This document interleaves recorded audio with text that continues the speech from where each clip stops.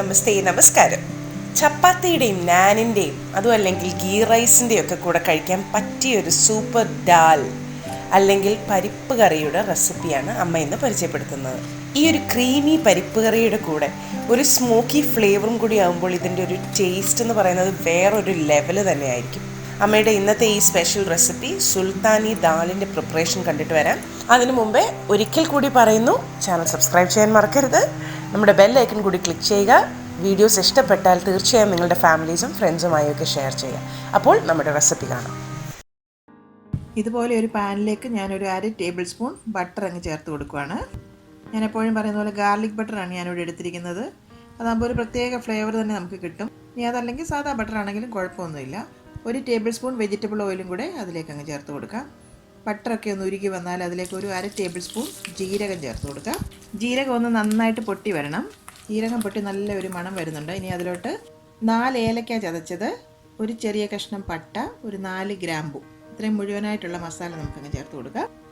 മസാലയൊന്ന് മൂത്ത് നല്ലൊരു മണം വന്നാൽ വീണ്ടും നമുക്കൊരു 6 പച്ചമുളക് ചെറുതായിട്ട് വട്ടത്തിലരിഞ്ഞതൊന്ന് ചേർത്ത് കൊടുക്കാം. പച്ചമുളകൊക്കെ ഒന്ന് മൂത്ത് വരട്ടെ. ഒരു കഷ്ണം ഇഞ്ചി ഇതുപോലെ നീളത്തിലരിഞ്ഞത്, ഒരു 5 വെളുത്തുള്ളി അല്ലി ഇതേപോലെ തന്നെ നീളത്തിലരിഞ്ഞത്, അതും കൂടി നമുക്ക് ചേർത്ത് കൊടുക്കാം. എല്ലാം കൂടി ഒന്നങ്ങ് മൂപ്പിക്കണം. ഇനി അതിലേക്കൊരു 1/2 ടീസ്പൂൺ മഞ്ഞൾപ്പൊടിയും കൂടി നമുക്ക് ചേർത്ത് വീണ്ടും ഒന്നും കൂടി വഴറ്റിയെടുക്കാം.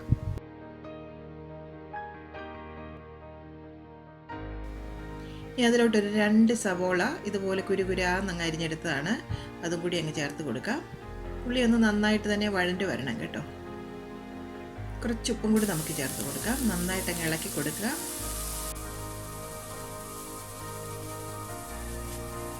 ഉള്ളി ഒന്ന് നന്നായിട്ട് വഴണ്ടി വന്നിട്ടുണ്ട്. ഇനി നമുക്കതിലേക്ക് ഒരു 1/4 ടീസ്പൂൺ ഗരം മസാല ഫ്രഷായിട്ട് പൊടിച്ചെടുത്തതും കൂടി ചേർത്ത് കൊടുക്കാം. ഗരം മസാല ഫ്രഷായിട്ട് പൊടിക്കുന്നതിൻ്റെ വീഡിയോ ഞാൻ നേരത്തെ അപ്ലോഡ് ചെയ്തിട്ടുണ്ട്. കാണാത്തവരുണ്ടെങ്കിൽ ഒന്ന് കണ്ടു നോക്കണം. ലിങ്ക് ഞാൻ ഡിസ്ക്രിപ്ഷൻ ബോക്സിലും കൊടുത്തേക്കാം. ഇനി ആ മസാലയുടെ പച്ചമണം ഒക്കെ ഒന്ന് മാറിക്കോട്ടെ. ഒരു 1/4 ടീസ്പൂൺ കാശ്മീരി ചില്ലി പൗഡറും കൂടി നമുക്ക് ചേർക്കാം. പൊടികളൊക്കെ ഒന്നങ്ങ് മൂത്ത് വന്നാൽ അതിലേക്ക് പരിപ്പ് വേവിച്ചത് നമുക്ക് ചേർത്ത് കൊടുക്കണം. അതിനായിട്ട് ഞാനിവിടെ തുവരപ്പരിപ്പാണ് എടുത്തിരിക്കുന്നത്, തൂർ ദാൽ. അത് 300 ml ഗ്ലാസ്സിൽ 2 ഗ്ലാസ് എടുത്തിട്ടുണ്ട്. നല്ലവണ്ണം കഴുകിയ ശേഷം ഒരു 15 മിനിറ്റ് ഒന്ന് വെള്ളത്തിൽ കുതിർത്തിട്ട് പ്രഷർ കുക്കറിൽ ഒരു 2 വിസിൽ വേവിച്ചെടുത്തതാണ്. ഈ ഒരു പരിപ്പിന് പകരം നിങ്ങൾക്ക് വേണമെങ്കിൽ കടലപ്പരിപ്പിലും ഇത് ചെയ്യാം, ചെറുപയർ പരിപ്പിലും ചെയ്യാം. ഇനി അതെല്ലാം 3 പരിപ്പും കൂടെ കുറേശ്ശെ മിക്സാക്കിയും ചെയ്യാം. എല്ലാം കൂടി ഒന്നങ്ങ് ഇളക്കി മിക്സാക്കാം.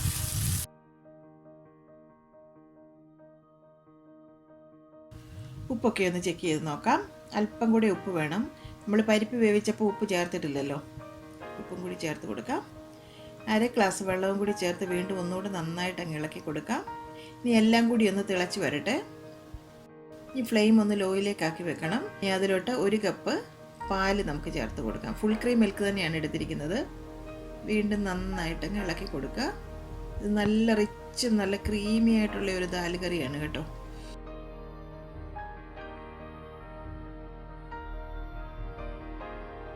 ഇനി ഒരു 1/2 കപ്പ് കട്ട തൈര്, അതൊട്ടും കട്ടയൊന്നും ഇല്ലാതെ നല്ലവണ്ണം ഉടച്ചെടുത്തിട്ടുള്ളതാണ്, അതും കൂടി അങ്ങ് ചേർത്ത് കൊടുക്കാം. നന്നായിട്ട് വീണ്ടും അങ്ങ് ഇളക്കി യോജിപ്പിക്കാം. അവസാനമായിട്ട് ഒരു 1/4 കപ്പ് ഫ്രഷ് ക്രീം കൂടെ നമുക്ക് ചേർത്ത് കൊടുക്കണം. അതും കൂടി ചേർത്ത് വീണ്ടും നന്നായിട്ട് എല്ലാം കൂടി അങ്ങ് ഇളക്കി യോജിപ്പിക്കാം. ഇനി ഇതെല്ലാം കൂടി ഒന്ന് ചെറുതായിട്ട് തിള വരണം. കൂടുതലിട്ട് തിളപ്പിക്കേണ്ട ആവശ്യമില്ല, നമ്മൾ പാലും തൈരും എല്ലാം ചേർത്തിരിക്കുന്നതല്ലേ.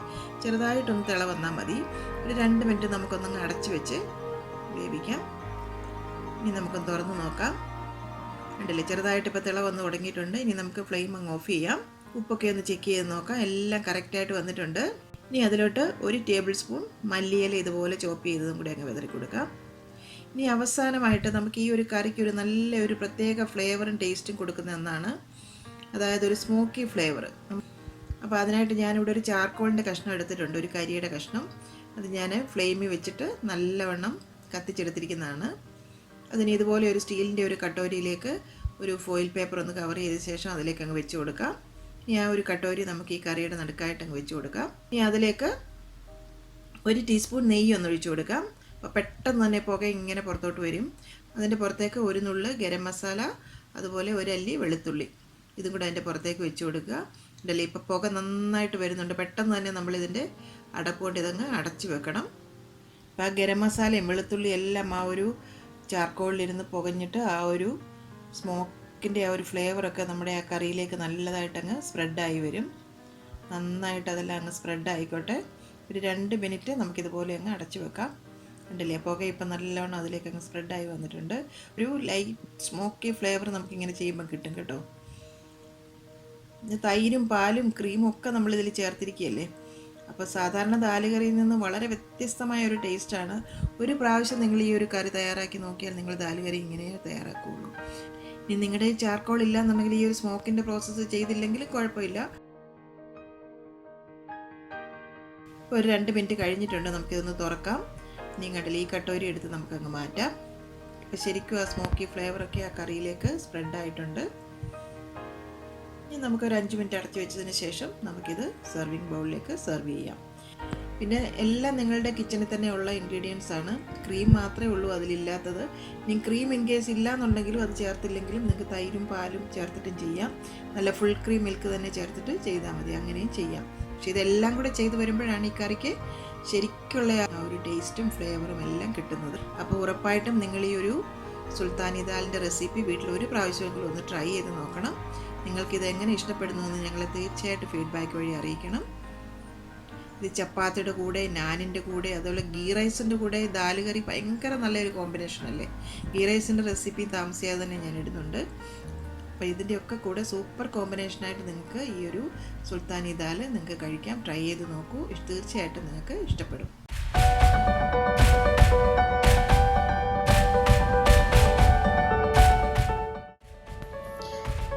എൻ്റെ അമ്മയുടെ ഇന്നത്തെ ഈ റെസിപ്പി നിങ്ങൾക്ക് ഇഷ്ടമായെങ്കിൽ ഈ വീഡിയോ നിങ്ങൾ തീർച്ചയായും ലൈക്ക് ചെയ്ത് ഷെയർ ചെയ്ത് ഞങ്ങളെ സപ്പോർട്ട് ചെയ്യണം. ഒപ്പം തന്നെ കറി വിത്ത് അമ്മ സബ്സ്ക്രൈബ് ചെയ്യാനും ബെൽ ഐക്കൺ ക്ലിക്ക് ചെയ്യാനും മറക്കരുത്. പെട്ടെന്ന് തന്നെ ഞാനും അമ്മയും മറ്റൊരു റെസിപ്പിയുമായി എത്തും. അതുവരേക്കും നന്ദി. Good bye.